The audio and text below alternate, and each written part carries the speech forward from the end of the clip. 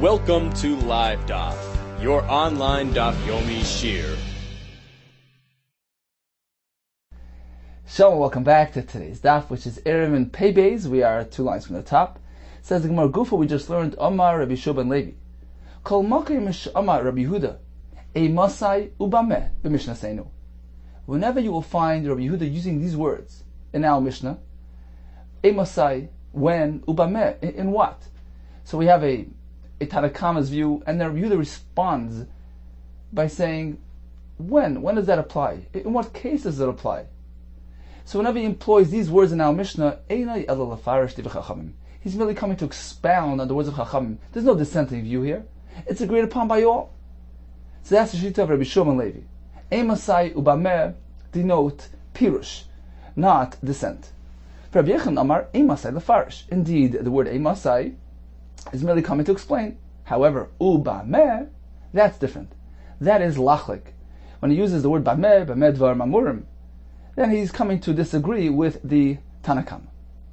Says the Gemara, but all agree Emasai lefarishu, that when Rabbi Yehuda uses the word Emasai, he's merely come to explain. But we have a Mishnah which seems to indicate otherwise. Rabbi Yehuda uses the word Emasai, but it's a dissenting view. The Mishnah says like this: Ve'elu heina psulim. The following are puzzle to offer testimony that pasal edus. We know that a person who is involved in Avera, he's a Rasha, is disqualified from providing edus. We have a list of 4 cases. Hamasache bekuvya, one who engages in gambling. Kuvya is some type of wooden coin or some type of dice. So this is gambling. Umav beribis, or he lends with interest, which is a iser. Umafricha yonim.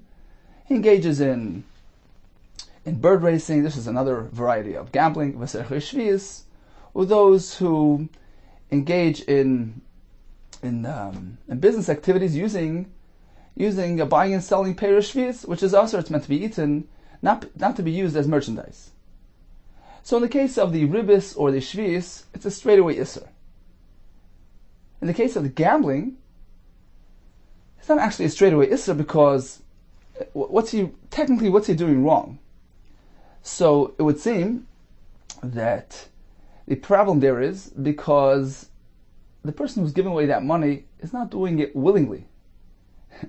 When he puts down his money for the gamble, he's relying, it's not a smachta, he's relying on the chance that he himself will win.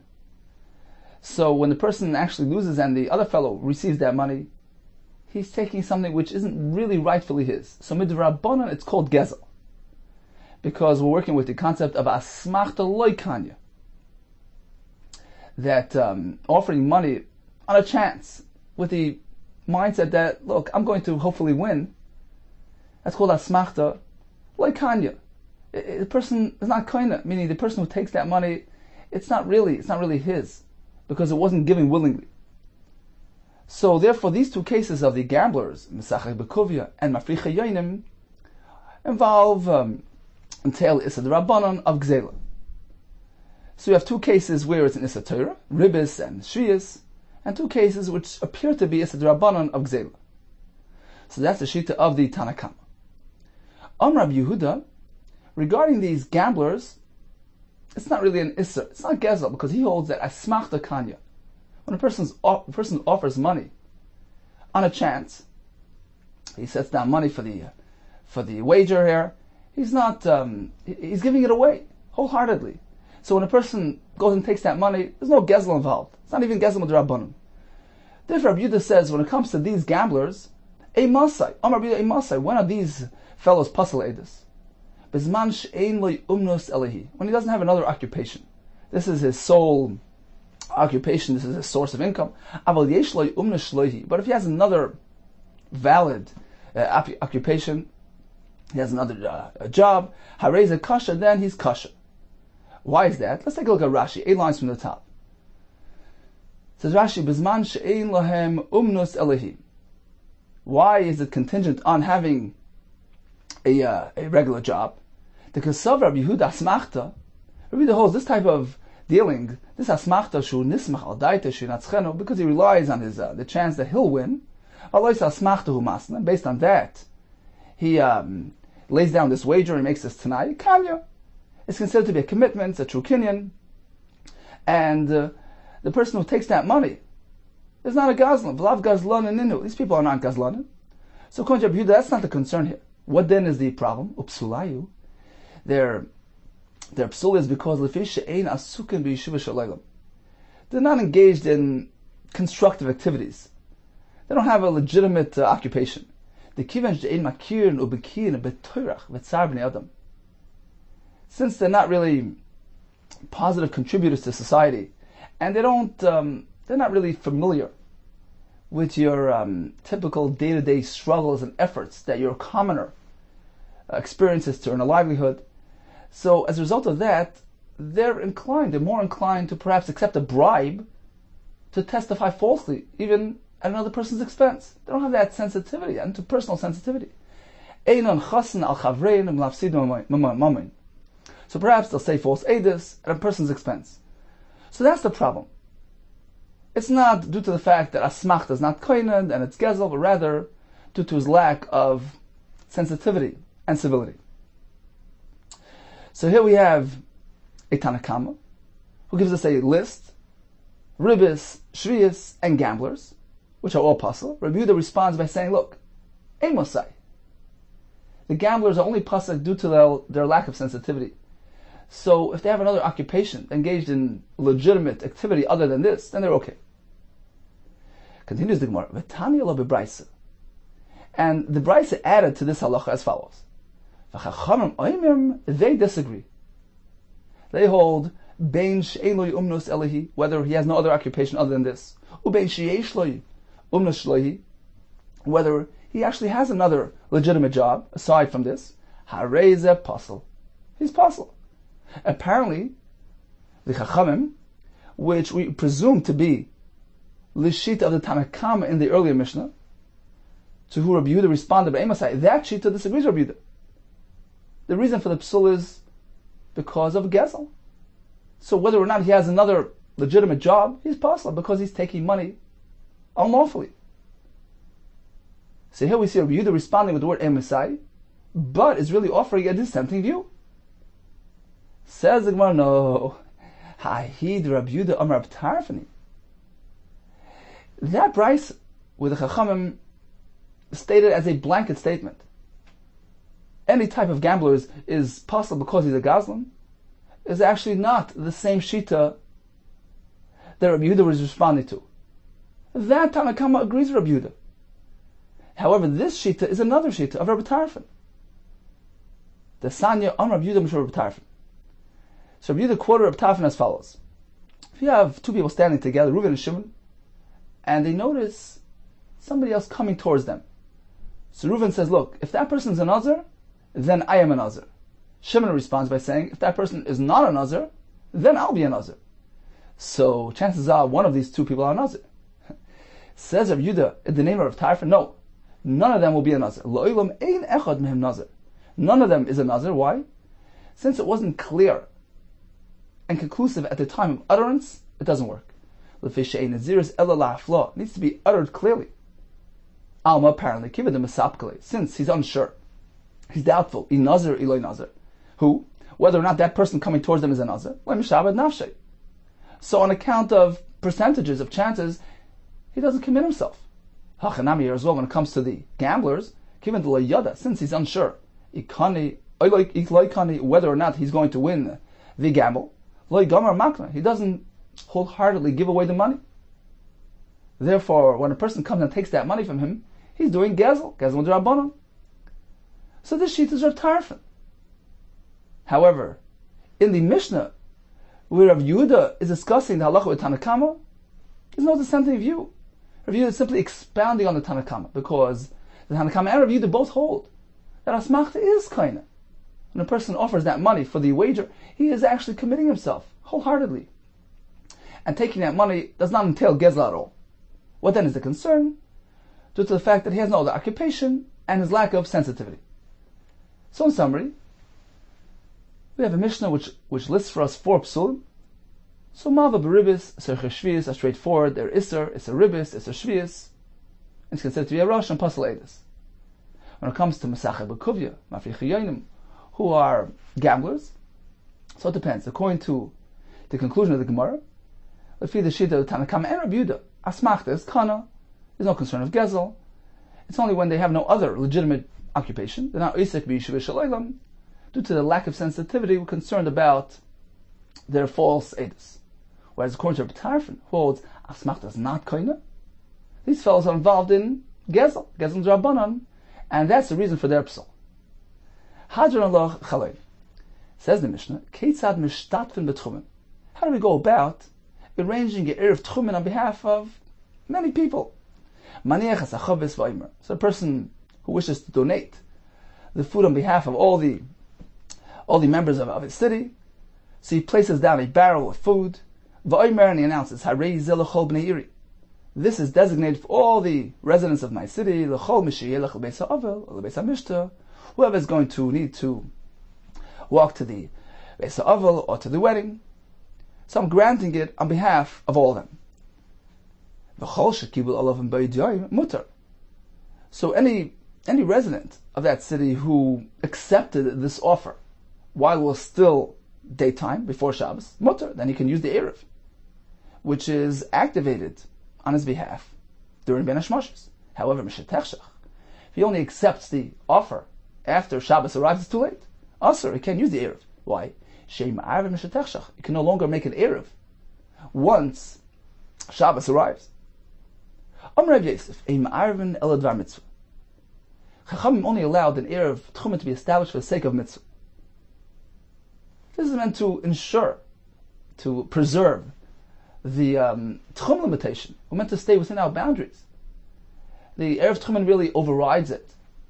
And Chacham only allowed that in the case of Advar Mitzvah. Says the Gemara, Mai Kamashman. What is Rav Yosef's Chiddush? Tanina. We already learned this in our Mishnah. L'chol mishayelech l'beis ha'aval or l'beis ha'mishta. It's meant for anybody going to a beis ha'aval or beis ha'mishta, which is a mitzvah.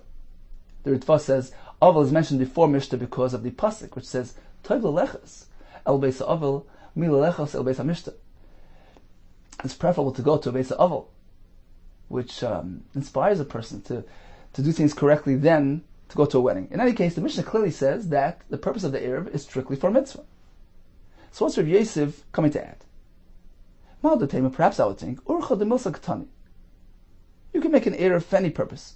The Mishnah is simply citing your typical example. Why then would a person embark on this journey, on this trip on Shabbos?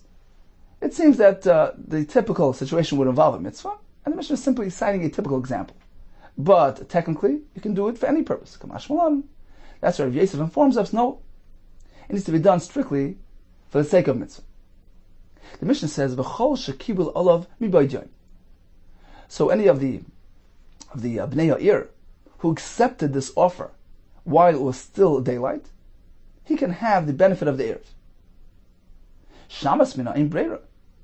Perhaps we can bring a right from this Mishnah that we don't apply the concept of breira, which means when you begin a process, we initiate a process and you only complete it at a later time. Breira would mean that you can apply that later confirmation retroactively. And now Mishnah would seem we don't say breira, because although this fellow heard about the Erev Mibaydiayim, so he contemplated perhaps using the Erev, but since he only made a decision later on, he only confirmed status after Shabbos, you can't apply that confirmation retroactively. That's what the Mishnah says, V'chol shekibul olav mibaydiayim. It only works for a person who confirmed, who accepted the offer while it was still Friday. Apparently, Shamas mina ain't breira. You can't begin the process now, complete it later, and have it applied retroactively. The yesh breira, because if you will apply breira, why does he have to accept the Erev mibaydiayim? As long as he heard about it, and he confirmed it even on Shabbos. So that confirmation on Shabbos can be applied retroactively to the time that you heard about it, which is Friday, when he had begun contemplating perhaps utilizing the Erev. The yesh breira, because if breira applies, tiglim misl mafreya, you can have a retroactive indication that he really wanted it. He really wanted to accept the Erev on Friday. So the fact that he merely heard about it on Friday should suffice. Amar Rav Ashi, Haidi'u, v'lo Haidi'u katani. We're meant to learn the Mishnah differently. The Mishnah is stipulating that if he was told about it, Haidi'uhu ribaydiyaim, then that's okay. As opposed to where it was lo Haidi'uhu. They didn't inform him. He never heard about it until nighttime, in which case certainly it can't work. So perhaps we can apply Breder, which would mean that as long as he heard about it, Haidi'uhu, he was informed on Friday about the existence of the Erev, about the outstanding offer that this fellow offered to all the Bnei Yair. That's okay, because once he began thinking about it and contemplating perhaps using this Erev, that initiates the process. And although it was only completed on Shabbos, when he finally accepted upon himself and committed himself to the Erev, that can be applied retroactively, and he will have the Erev just as anybody else. Continues the Gemara. Omar Vasi, Chotan ben Sheish yoitzei be'erev imay. We have a minor who is up till 6 years old. He can use his mother's Erev, even if his mother didn't designate any food specially for him. He's attached to his mother's Erev because he's totally dependent on his mother. Rashi says he's kegufa, so it's automatic. He's automatically included in her Erev. Now, when we say ben sheish, we don't mean 6 years old. It means within the 6th year, 5 and a bit. So whenever we have ben sheish, or the Gemara soon will discuss ben arba, ben chamish, it all means within the 4th year, within the 5th year. Perhaps let's see Rashi inside who explains this for us. So immediately to the right, beginning with the words Yoitzi be'erev imay, says Rashi, Irva imay la'atzma. His mother made her own independent Erev, v'lo zichsa le'be'erev, and didn't really grant him any portion of the Erev. What is halacha me'lechasai ima? She can take him along with her. Dekeguf hadami, because he's regarded like her guf. He's automatically included in her Erev. The mestama datale. The presumption is that she had him in mind, because he can't function without his mother.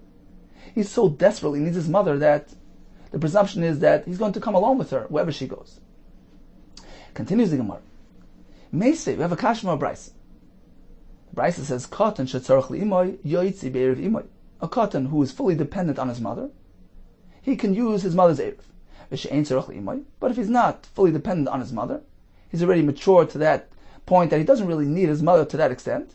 Ein yoitzi be'erev imay. He can no longer use his mother's erev. Okay, so far it's not really a kasha, because perhaps this description of tzarach li'imay applies up until ben sheish, like Rav Asi. So far we have no kasha. But utnan nami gabi sukkah kai gavna. We learned likewise in a Mishnah regarding sukkah. Katan she'ein tzarach li'imay chayv b'sukkah. A katan who's mature to the point that he's no longer fully dependent on his mother, he's chayv in mitzvah sukkah. We have to be mechanech him for mitzvah sukkah. He belongs in the sukkah with his father because he is no longer tzarach li'imay. And we asked on this, ve'ezu katan she'ein tzarach li'imay. What is the state?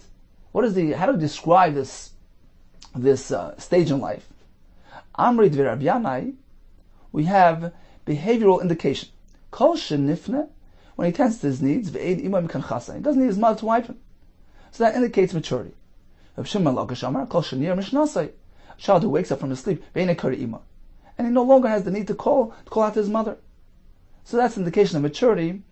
So up until that point, he's called tzarach li'imay and he's patur from sukkah. From that point on, he's no longer fully dependent on his mother and chayav b'sukkah.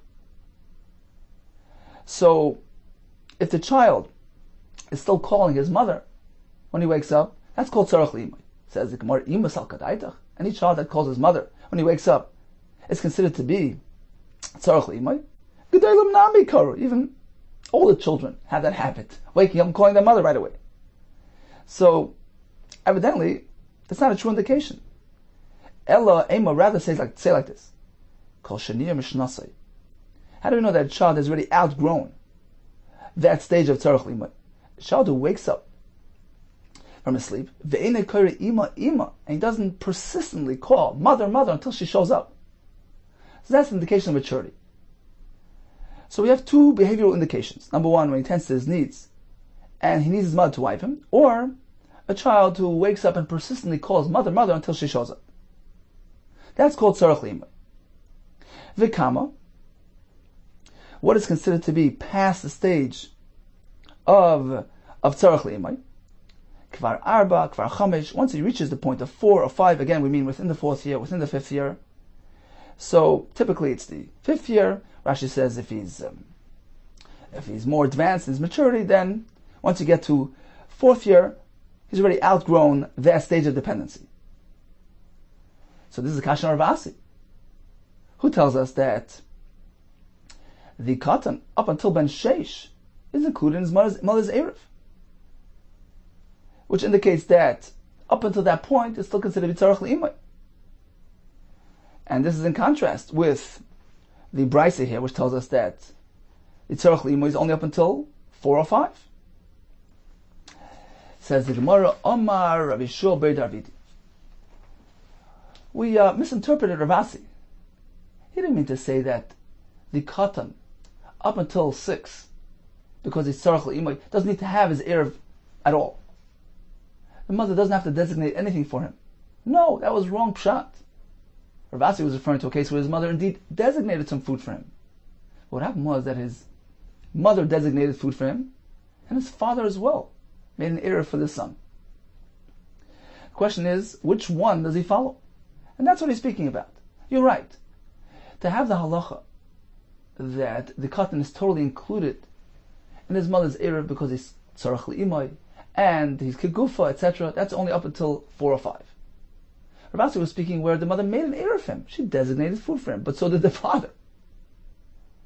And Ravasi's chiddush is that since he prefers his mother up until Ben Sheish, he still has a strong preference to his mother. That's the erev that becomes applied to him. Omar Rabbi Shua ber Davidi.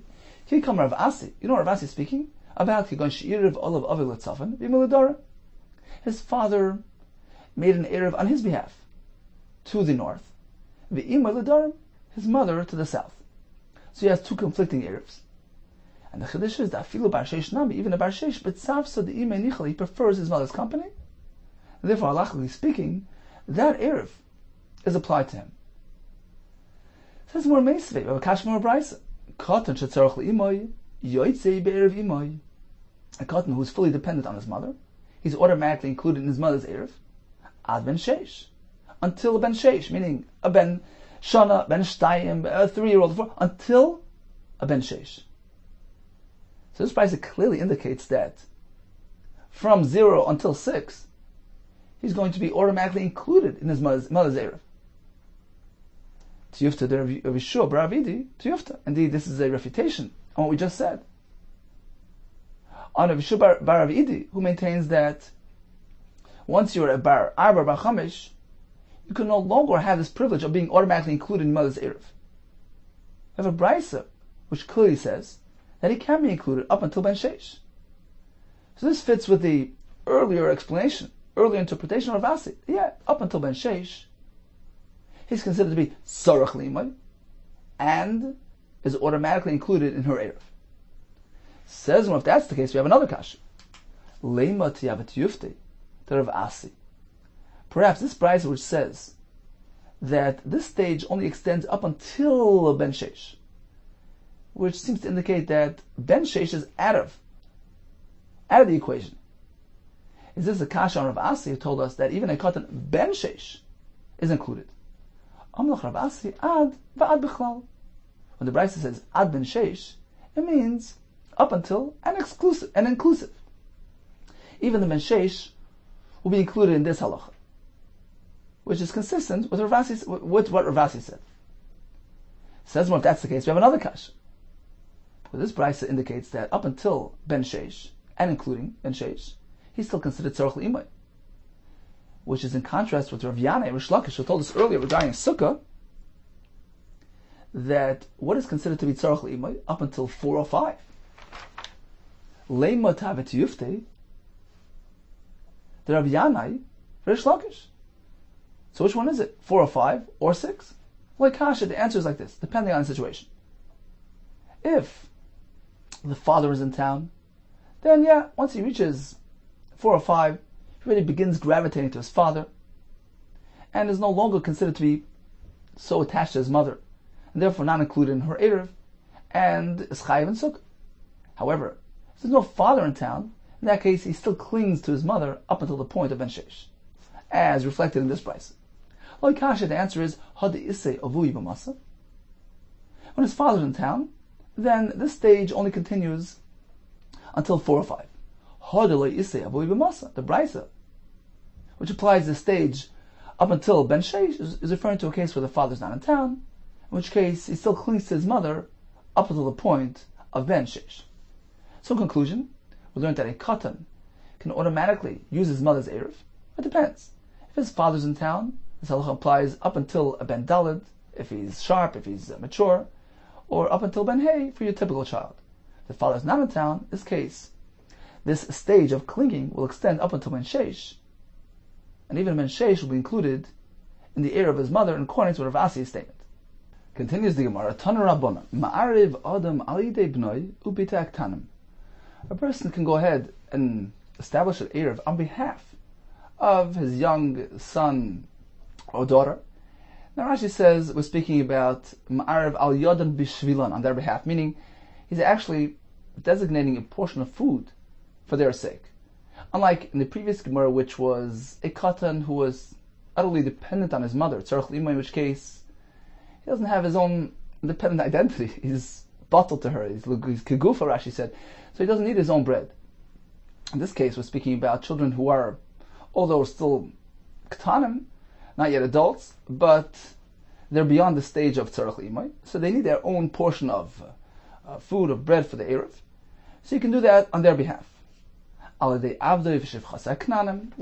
he can make an eruv on behalf of his evet, his shivcha, who are knanim, non-Jewish, bein ledatan, bein shaloi ledatan, whether or not he has their das, their consent.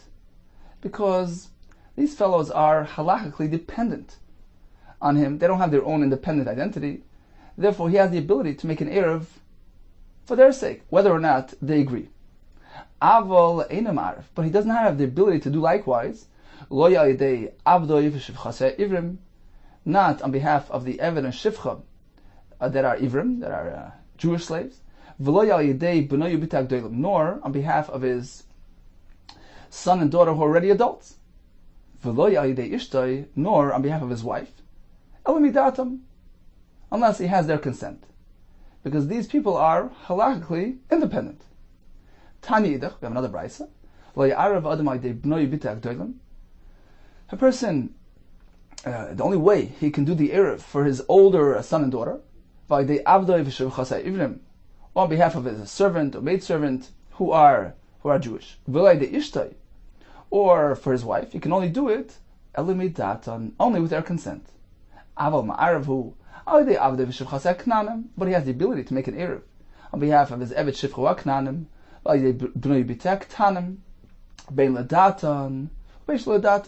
whether or not he has their consent. Why? Says the Brisa. So the reason is because their hand is like his, meaning they're part of his domain, part of his jurisdiction, that are halachically dependent on him.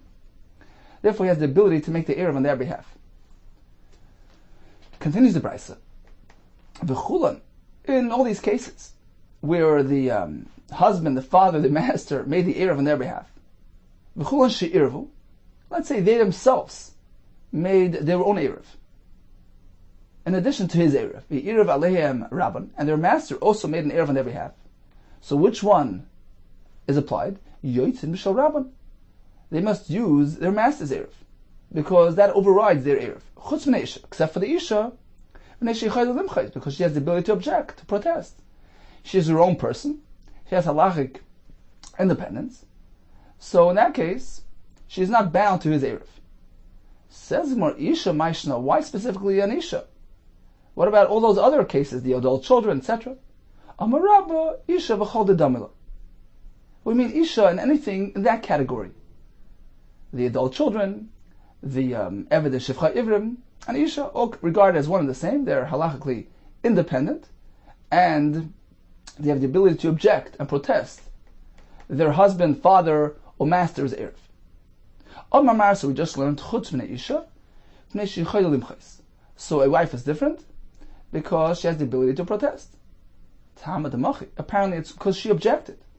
She explicitly was meicher. Hastama, but if there's no indication one way or the other, what happens? Nafka with the Bala, she'll certainly use her husband's Erev, even though there was no explicit consent. That doesn't appear to be necessary, even when we're speaking about an Isha, etc. Says more, really? Haktani Reisha.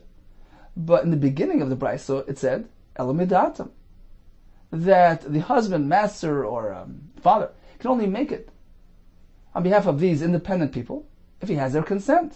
My love, the Amriyin, apparently was speaking where they explicitly expressed their haskama, their consent.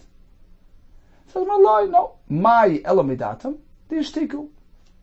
What does the Brisa mean when it says you can only do it on their behalf if they have das, if they consented? The ishtiku, where they remained silent, meaning they heard about it and they were quiet, as long as they didn't protest.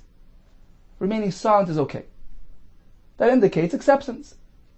Lafuki heicha de amriloi, as opposed to where they explicitly protested and objected. So, when we speak about the halachically dependent people, the young son and daughter, the Eved Shivcha Knanim, in that case we don't need anything. Even if it's Shaloi Midatim, against their will, he has the ability to enforce his Erev upon them. When it comes to the individuals who are halachically independent, then although you don't need to have explicit consent, but at least implicit consent you need to have.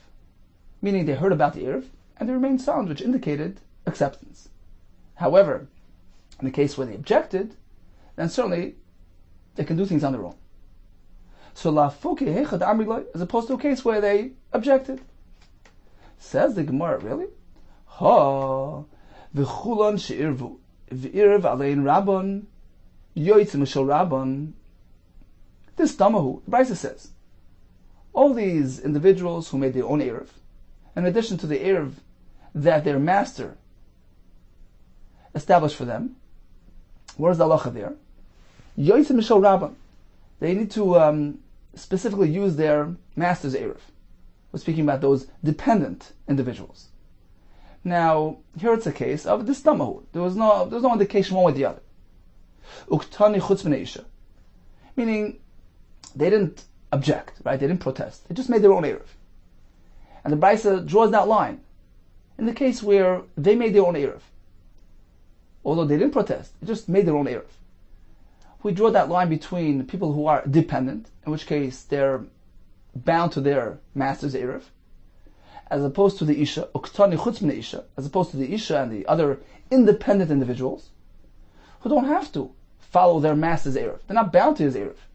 They're loy nafki. They don't use their master's Erev. Now, there was no protest. There was no objection. They didn't voice protest, so why is it that the Isha is not bound to her husband's Erev? Meaning, which concluded that you don't need to have explicit acceptance. You don't have to have haskama verbally. As long as there was implicit consent, as long as they didn't object or protest, then they're automatically included, even a wife, an adult child. So why does the Brisa here tell us that in the case where the Isha made her own Erev, she'll use her own Erev, even though we're speaking where she didn't protest her husband's Erev? Why isn't she automatically included in her husband's Erev? Amarava, kivan she'irvu. Once they made their own Erev, have you a greater protest than that? There's no greater objection than that. They went ahead and independently established their own Erev. What does that indicate? They have no interest in their husband's Erev, or their master, or their father. So, of course, automatically, when there's nothing implicit, when there's no objection, the assumption is, the mindset is, that they're included in their husband's Erev, or their master, or their father. Even when we're speaking about independent people. But where there's an objection, or where they went ahead and they made their own independent Erev, that is tantamount to objection. In that case, they're no longer bound by this fellow's Erev. So in conclusion, we have two categories of individuals. We have dependents, like a young son and daughter, Eved v'shivcha v'aknam. In that case, a person can make an Erev on their behalf, with or without their consent. We have individuals who are considered to be halachically independent, like an adult son or daughter, like an Eved or Shivcha who are Ivrim, or like his wife. In that case, he needs consent. So if it's Shloi Midatan, he can't do it. But if there was merely implicit consent, so they heard about the Eruv and they remained silent, that's sufficient. If they objected, or certainly if they went ahead and made their own independent Eruv, there's no greater objection than that, and certainly they won't be bound by his Eruv. Continues the Mishnah, Kamahu shiurei. So what exactly is the sheer requirement of food for the Eruv Tchumen? Mazon shtei sudos l'chol echad ve'echad. Food which is equivalent to 2 meals worth per person. So we calculate the meal size based on each person individually. It's your personal average meal size that determines the size of your Eruv, generally speaking. Unless we have somebody who's an overeater, we learned that earlier, then he'll go follow the average meal size, not necessarily his meal size. So we go l'kula on that. But generally speaking, it's personal. So which meal are we speaking? Weekday or Shabbos? It says the Mishnah, Mezoyne l'choyvle l'Shabbos. He calculates based on the size of a weekday meal, not a Shabbos meal. David Rabbi Meir. Rabbi Yehuda says just the opposite. L'Shabbos v'le'l'choyl. He calculates based on the size of a Shabbos meal rather than a weekday meal. V'zeh miskavdim l'hakel. And they're both, Rabbi Meir and Rabbi Yehuda, are aiming to be lenient. Let's see Rashi. This is right in the middle of the Amid, beginning with the word masnissen. They're both being miskavdim l'hakel. Says Rashi like this: Rabbi Meir figures b'Shabbos ochel in shtfei. A person will eat more. Why? Mishum de basim tavshile, because the food is more tasty, more appetizing. There's a common phrase: Rav chol b'sim shchiach. There's always room for good food. There's room for dessert. So his meals will be larger in size. Therefore, Meir says, let's not follow the Shabbos meal. Rather, let's determine by weekday meal. Rabbi Yehuda Savar, given the Shabbos soyed shalosh sudos, being that on Shabbos he eats 3 meals in close proximity. As a result, he doesn't eat that much per suda. So we prefer focusing and calculating based on the Shabbos meal. Rabbi Hanan says, due to the abundance of basar v'dagim, he's going to eat less bread.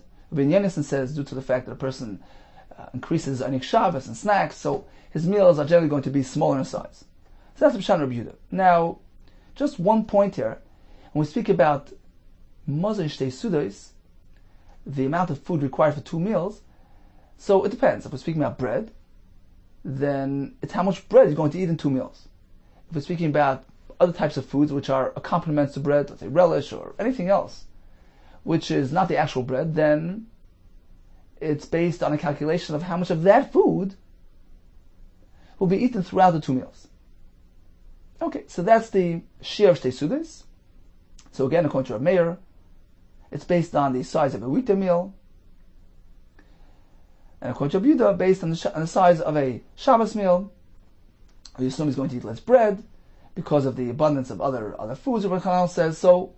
When he measures his bread, he calculates the bread which he eats during a meal on Shabbos is going to be a small amount of bread.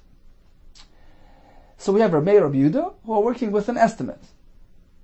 And we have another 2 shittas in the Mishnah who provide us with a precise amount of volume needed for the 2 sudos of Erev Tchumen. Rabbi Yechon Broika and Rabbi Shimon. Says the Mishnah, Rabbi Yechon Broika Omer, what is considered to be 2 sudos worth? He's speaking about bread.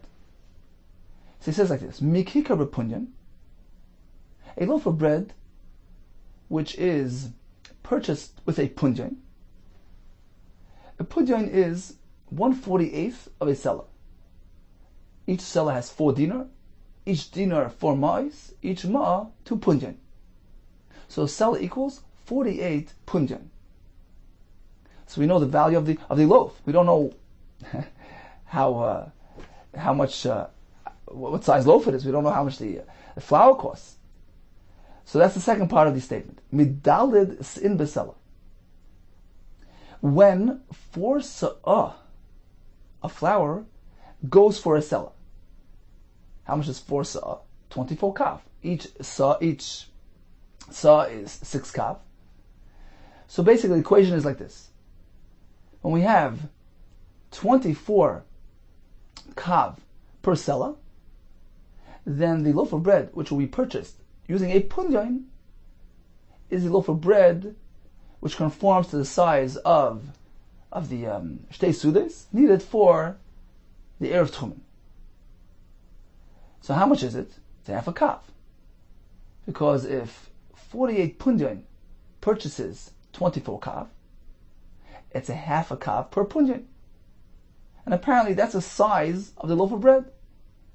Loaf of bread purchased with the punyan will be a half a kav. That contains 2 sudes. So it's basically 4 sudes per kav.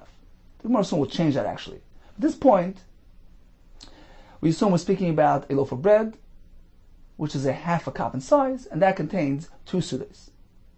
Rabbi Shimon Omer, it's a bit different. Shtei yodes lekikar. What's considered to be 2 sudes worth of bread? Shtei yodes lekikar, meaning 2/3 of a loaf. How large a loaf are we speaking? Mishalosh lakav. When you took a kav and formed it into 3 loaves, each loaf being 1/3 of a kav, 2/3 of that loaf contains 2 sudes. So 2/3 of 1/3 of a kav is basically 2/9. So according to him, each suda is a 1/9 of a kav, and the kav contains 9 sudes. Says the Mishnah, Chetzio lebeis hamenuga. Half of the above mentioned loaf will be the shear for the house that has a nega. Rashi explains, if a person is present inside a house that has a nega for a prescribed amount of time, the amount of time that it takes to have a meal, which is exactly half of this loaf, which contains 2 meals. So if he remains there for that amount of time, for that length of time, his begadim become tummy. That's a shear of suda. And Rashi actually points out that here is the source of the concept of kedei achilas pras. Find all over kedei achilas pras, kazais of matzah, Pesach night has to be eaten within the time frame of achilas pras. 4 minutes, 9 minutes. What is achilas pras? Pras means a half. Half of what? Of this loaf. The loaf that has 2 sudas, which is used for the Erev. So a half of this loaf is a shear of 1 suda. So when a person eats a kazais of matzah within the time frame of achilas pras, within the time that it takes to experience a meal, then it's considered to be 1 masa achila, 1 act of eating. It's mitzvah because it was done within 1 mealtime experience, and therefore it's considered to be a proper achila of kazais matzah. So this is the source of the halacha of kedei achilas pras. So when it comes to the halacha of a bias that has a nega, likewise this halacha applies. If he remains there for the amount of time that it takes to eat a half of this loaf, which is a sheer suda, that's long enough to make his begadim tummy. Now Rashi actually points out that this will be applied even to Rabbi Shimon, who just told us that 2/3 of the loaf contain 2 sudas, which indicates that a half a loaf is actually a bit more than a suda. So how does it work with the Mishnah, which says a half a loaf is a suda? He says by Eruvin, he goes lekula. When it comes to the din Torah, he's machmer that a suda is a half a loaf. Although when it comes to Eruvin, he says even less of that is considered to be a suda, meaning even 1/3 of the loaf is considered to be a suda. So this halacha applies even to Reb Shimon.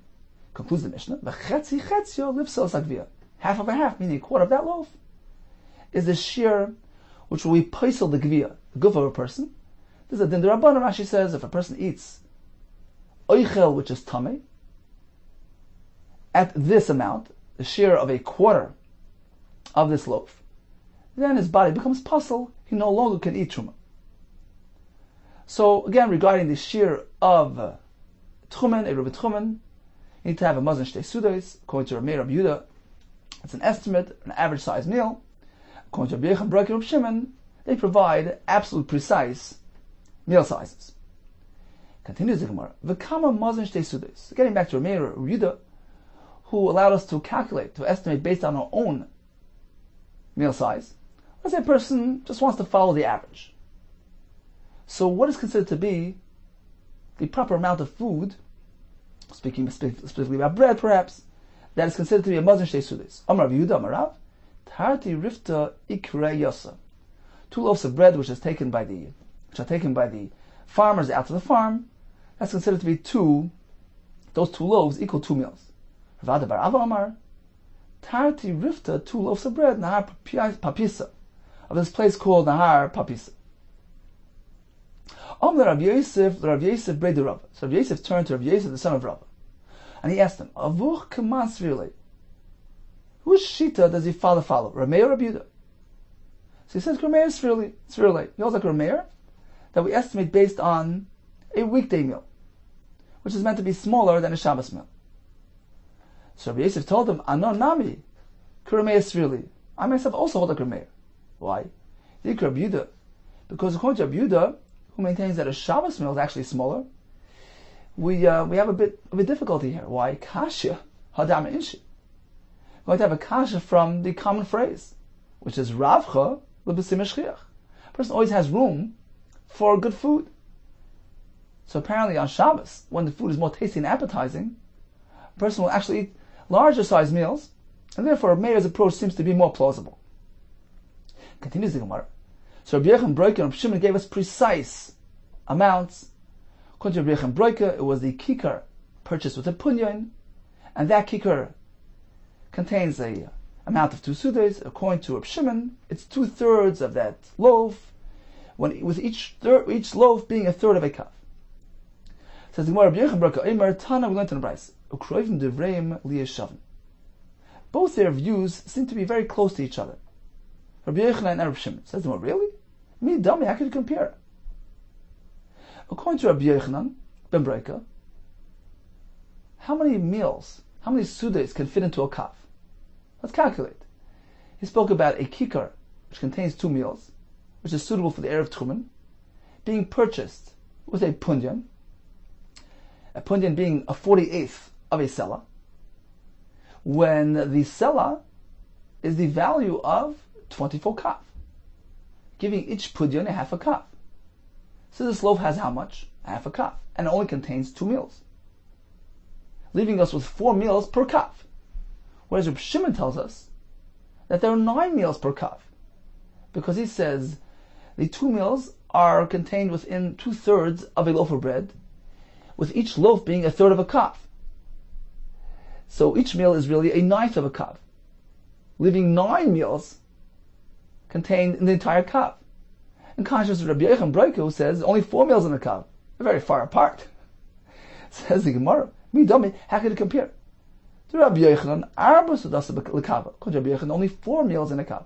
To Rabbi Shimon, Teisha Sudas l'kava. According to Rabbi Shimon, there are 9 meals in a kaf. Very wide margin between the 2 shittas. Says him Omar of Chizda. Chizda says like this, you're mistaken. When Rabbi Yochanan said that the loaf has 2 meals, and that loaf is purchased with a punyan, he didn't mean that's the purchase price for the customer. He meant that's the value, the wholesale value of the flour for the baker who purchases the flour. So the baker purchases his purchase price, his wholesale price, is a punyan per half a kaf. But when he sells it to his customer, he takes off a cut, he takes off a commission, 1/3. He deducts 1/3 of the flour. So how much does the customer get for his punyan? Take that half a kaf and deduct 1/3. It leaves him only with 1/3 of a kaf. So in 1/3 of a kaf, you have 2 sudas. Omar Chizda, same man, you have to deduct from that amount shlish lechavani, 1/3 for the chavani, for the merchant, for the grocer, the baker. So the loaf of bread, which contains 2 sudas, actually only ends up having 1/3 of a kaf. So how many sudas in a kav? Well, if 1/3 of a kav has 2 sudas, so a kav has 6. So, according to Rabbi Yochanan, a kav has 6, and according to Rabbi Shimon, has 9. Says, well, it's still too far apart. Vakati, and still, Lamar Tisha, according to Rabbi Shimon, it's 9 meals per kav. Well, Lamar Shis, according to Rabbi Yochanan, it's only 6 meals per kav. How can you say their shitas are close to one another? Ella, rather, Ki'idach Rav Chizda. We must follow the other statement of Chizda. The Amar said, Same hand, mechzel l'chemini. You have to deduct a half of the flour for the chemini. That's his cut. So now, the loaf of bread, which contains 2 sudes, purchased with a punyan, instead of having a half a kav, as in our original calculation, you have to deduct half. It only has a quarter of a kav. A quarter of a kav is 2 sudes. So how many sudes in a kav? 8. So according to Rabbi Yehuda, it's 8 sudes per kav. And conscious Reb Shimon holds it's 9 sudes per kav. So they're close enough. So it's not about kati, but still, lamar teisha. According to Reb Shimon, it's 9 sudes per kav. Lamar tami. According to Rabbi Yehuda, it's 8. It's still a gap. So the more high the Amar, that's what the Brisa meant.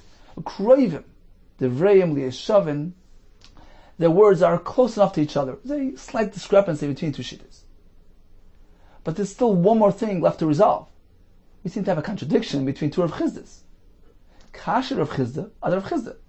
Because the first Rav Chizda said, he takes a third commission. The second Rav Chizda says, he takes a half commission. It says about depends on the situation. Like Kasher, the answer is, when the customer supplies the firewood, then the chenveni only deducts a third. The second of Chizda was speaking where the customer was not supplying firewood, in which case the baker deducts half for his commission. So in summation, when it comes to reckoning the mazayin of shtei sudes, according to our mayor, we follow the weekday meal. According to Rabbi Yehuda, it's based on the size of a Shabbos meal. According to Rabbi Yehuda and Breika, it's actually a kikar, which contains 2 sudas. That kikar which is purchased using a punyan, which ends up being a quarter of a kav. According to Reb Shimon, it's actually 2/3 of that loaf. The loaf which is a third of a kav.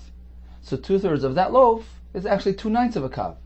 So according to Reb and Breika, a kav contains 8 meals. According to Reb Shimon, 9 meals. Indeed, their views are very close to one another.